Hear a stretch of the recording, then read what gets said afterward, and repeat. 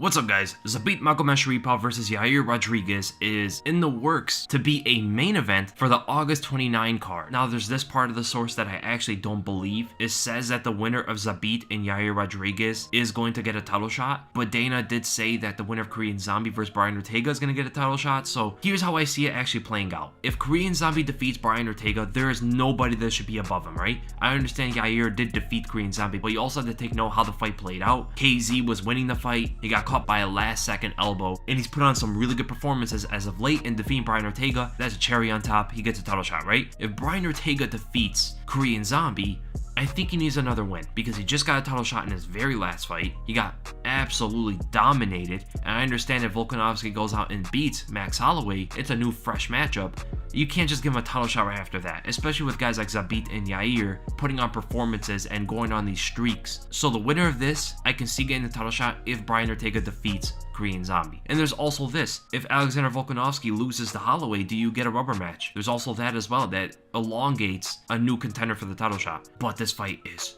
fascinating. It's the Dagestani Ninja versus the Mexican Ninja. This is as close as we get to Mortal Kombat in real life. Yeah, it's a bit away from Zabit and Yair's last fights, but I am super stoked that they're actually going to make it 5 rounds. Now, it's not super interesting on Yair's part, but for Zabit, it is. We've never seen Zabit go 5 rounds, and the fact that he's had some close calls in a sense, a lot of people believe that his last fight against Calvin Kattar, if it was a 5-round fight, most people believe that Calvin would eventually take the momentum, gain some morale, and possibly even beat Zabit if it goes into the 4th and 5th rounds. And this shows throughout Zabit's entire career, he lacks in the cardio department. He may be the most well-rounded technical fighter in this entire division, and he has attributes that most of the fighters in this division would kill for. But he gasses out, and he gasses out right inside that 3rd round in most of his fights. It could be for many factors, but I believe it's because of the pace that he puts out. And even when he tries to limit himself and not go crazy and go for the flashy techniques, he still starts to slow down in that 3rd round. And that is absolutely going to be tested against a guy who's gone 5 rounds a few times in his career at an explosive pace, and also able to deliver knockouts in the 5th round. Yair Rodriguez is absolutely no joke for Zabit, even though I believe Zabit is more skilled in many areas of the game, especially when it comes to takedowns and overall grappling on the ground. And this could be carried on in the 3rd, 4th, and 5th rounds, because when you look at the amount of takedowns Zabit commits for,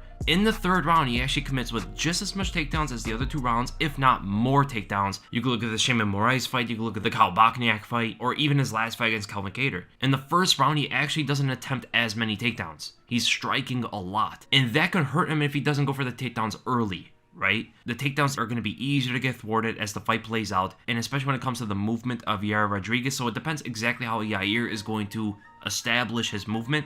Is he going to stand in front of him like a squared stance fighter like he did in his last 3 fights? Or is he going to be moving around like the usual Taekwondo style we see from Yair Rodriguez? Zabit has a very unique style that Yair has not fought up against before. Right, you can maybe bring out some comparisons to Alex Caceres or something like that, who has a lot of flash, a lot of kicks, long as well, all that stuff. And Yair met him in that same kind of flashy fight. But this is a bit different, man. You got the takedown threat, you got the boxing threat when you get in close, you got the kicks as well from far out. The clinch is going to be strong for Zabit as well. So it really comes down to how is Yair going to establish his movement, and if he's going to stand in front of Zabit, or he's going to start moving around and take angles, or it's going to be a hybrid, which is something I really want to see from Yair in this one. But the striking after that 3rd round is going to be problematic for Zabit, as the takedowns get thwarted, as the takedowns are failing, as they're not catching the target when it comes to the 5th round especially. Is Zabit going to put himself in harm's way? Is he going to be vulnerable from failed takedowns? Or is he just going to strike for the majority of it as he sees his takedowns are not coming through? This is all taken into consideration as Zabit gasses out after that 3rd round. If he just cannot get those takedowns going, maybe like he's able to for the first 3 rounds, how is this going to make him vulnerable? When Zabit starts to get tired, what you especially see him do is he becomes a lot more defensive, and he sticks behind a jab or a reach, and you see him throw a lot of counter left hooks. They don't have the same speed on them, they don't have the same power. Fighters walk through them a lot easier and get into his face. He throws out a lot more playful kicks, no meaningful power behind them, just to touch the opponent. But even still, even against Calvin Kattar and Kyle Bochniak and Jeremy Stephens, when he's throwing these light kicks in the 3rd round, they stay a bit too timid in front of those. They're generally not checking them, they're generally not even blocking them. They're just trying to move away, and they're sticking in that distance as Zabit wants them, so he can keep picking at them, right? And I don't even think Yair Rodriguez necessarily is going to be able to fix that as well, because he also doesn't check many kicks. But a lot of fighters, for some reason, these playful kicks, they don't defend and walk in. But Yair has other answers to some of the defense of Zabit. For example, that reaching and jab heavy third round that he has, looking for the left hook and even sometimes the left hook to the body. Yair is really good at keeping distance, and especially this could put Zabit in a very different place when Yair starts throwing counter kicks. Taekwondo fighters in general are amazing at taking angles while simultaneously kicking, right? They're very good at hopping back and throwing a round kick, hopping back and throwing a side kick, hopping to the left, hopping to the right. They're very good at these sudden directions they take to throw a kick, such as Yair getting outside of the reach of a jab from Zabit by throwing a sudden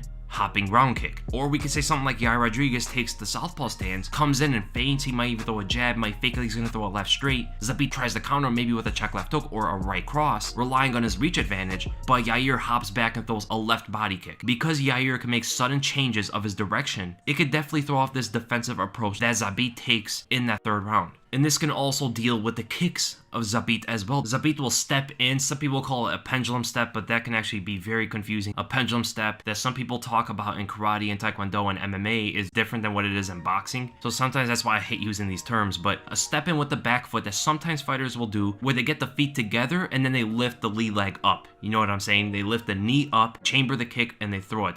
Zabit will do this when he throws a side kick or he throws a lead round kick to the head. And this is going to be a very scary thing if he does this against Yair Rodriguez, who has multiple different counters against those two very attacks, because he's going to see the step and he might even see the chamber if it's going to be a side kick. And from there, he could do multiple different things. Taking one small step back is a good measuring tool for Yair Rodriguez to get ready for the kick and defend it. Taking more than one step is going to get you too far away from the target if you want to counter, return back with your own kick. And this is especially if you're fighting a guy as long as Zabit. Pairing it to his side depending on what stance he's taking and how he wants to attack Zabit, but because Zabit does this very similar thing when he throws a lead round kick, that's going to intercept Yair as he angles out to his right on an orthodox Zabit.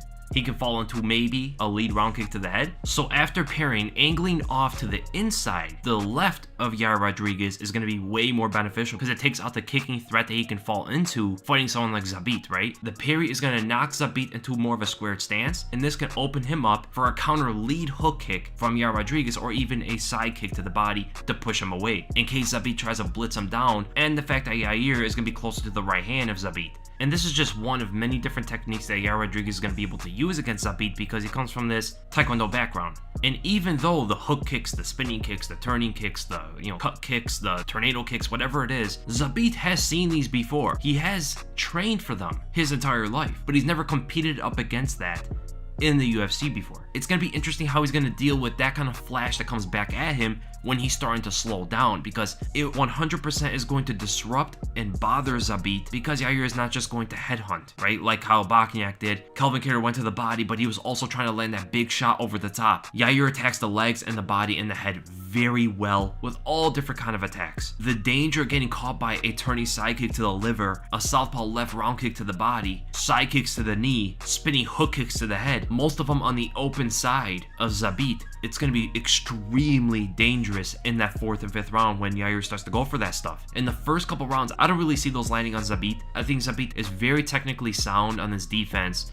especially on big movement strikes. And this is why the early fight for Zabit is going to be even more advantageous when he's competing up against Yair Rodriguez. Yair, even though he's getting better with his boxing and he's getting better with his Muay Thai skills and keeping things a lot more basic, he still commits with a lot of big shots, commits with a lot of big movements, even though they attack with a very similar volume of output. Most of Zabit's attacks are actually small motion attacks, like he's doing these quick jabs, he's doing this quick right straight, quick check left hook moving back, the simple round kick to the leg, a quick push kick to the body. He will keep things a lot more simple and a lot smaller than what Yair is doing. And because of that, it's going to be very hard to see Yair catch Zabit with anything meaningfully in the early fight.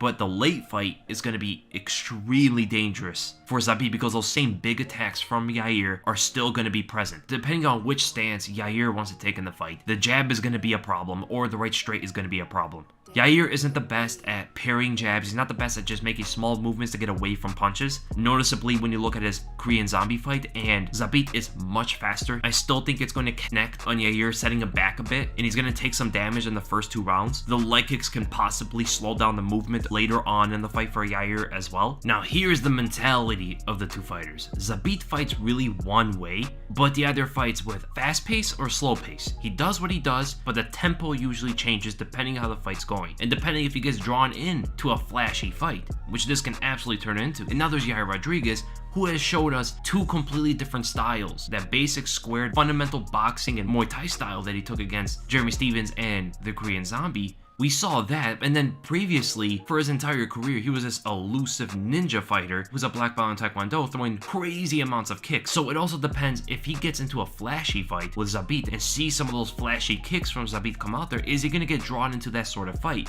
Well, I will have to say this. If it goes to a more of a flashy contest, Yair is going to beat Zabit eventually. And another dynamic is Zabit going to force out that kind of fight from Yair and possibly get him to gas himself out, whereas basics start to take over the fight? It's an absolute fascinating fight, man. The multiple facets of takedowns that Zabit goes for is going to create a huge wrinkle as well if he's able to get Yair into more of a flashy contest, where now he's starting to get taken down and beaten up, very similar to maybe what Frankie Edgar was able to do once it got to the ground, you know? As everybody knows, Zabit does train with Frankie Edgar, which is going to be another benefit for Zabit. As we all know, that long stance from Yair Rodriguez is going to be a lot easier for Zabit to go for that low single, and also if it gets in the clinch at all, Zabit is going to have a major advantage right there. So that goes right into my early prediction for the fight.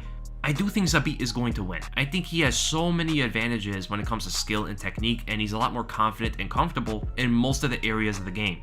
In the clinch, on the ground, going for takedowns, scrambling, close boxing range, even far out kicking range, he can meet Yair wherever the fight goes and even surpass him. But the cardio aspect is such a frustrating part of Zabit's game, even as a fan, because you know how skilled he is, you know how good he is, but that attribute deters him so much. It can get him in such big trouble, and we know eventually it's going to catch up to him. If that doesn't get solved somehow, there's going to be a moment where Zabit is going to get caught for it. We don't know exactly when that's going to be. Is it going to be against Yair? I could possibly see it. Right, some of those crazy kicks of Yair can possibly get through in the 4th and 5th rounds. But my early prediction, I am going to go with Zabit. I think he's going to win the first 3 rounds. I think he's going to be able to stick through for the 4th and 5th, not get completely shut out, be very defensive for those rounds to not get hit by anything clean, and win on points in a decision. I could see some people predicting that Zabit submits or finishes by ground and pound or something like that within the first 3 rounds. And there are other people that believe that Yair is the guy that's going to be able to catch Zabit in the late 4th and 5th rounds. Competitive fight, a lot of stakes on the line, and I cannot wait for it.